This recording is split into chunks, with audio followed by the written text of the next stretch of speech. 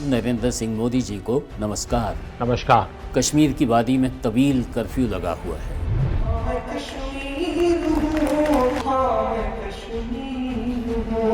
These 900,000 troops, what are they going to do when they come out? There'll be a bloodbath.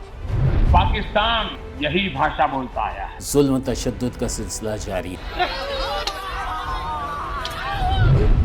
Pen के stroke से उन्होंने सारी कश्मीरी कौम को अपने ही मुल्क के अंदर उनको रेफ्यूजी बना दिया गया है। ये आलमी तारीख का एक अनोखा वाक़या है। एक हलाकू खान और चंगेज़ खान की तारीख को जिंदा किया है। 20 मिल के जाके दरवाजे खोल के मार रही है। भारत दुनिया को तीसरी आलमी जंग में झोंकना चाहता है। पाकिस्तान किसी भी न्यूक्लियर वॉर में पाकिस्तान राष्ट्र नहीं रहेगा। ये सिवाय गीदड़ भक्की को और कुछ नहीं है। Mr. Narendra Modi is a life member of RSS. Pakistan यही बातें कर रहा है।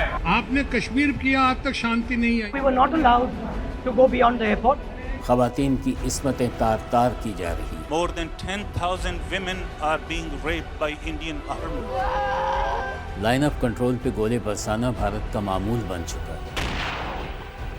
पीएको को आप भारत का हिस्सा नहीं मानते हो क्या? एग्रेसिव ना हो, जान दे देंगे इसके लिए। 5 दिन की हुकूमत पे इतना नशा। हिंदुत्व का प्रचार करने वाले RSS के राजेश्वर कहते हैं, भारत में इस्लाम और ईसाईयत को खत्म करेंगे। मजहब नहीं सिखाना, आपस में बैर रखना। भारत में शहरियत का नया कानून मुसलमानों और ईसाईयत के खिलाफ।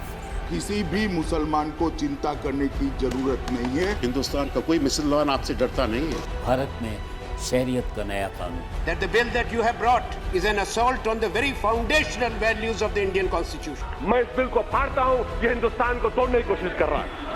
जेल में डाले, हम नहीं रुकेंगे। सारे जहां से अच्छा हिंदुस्तान हमारा।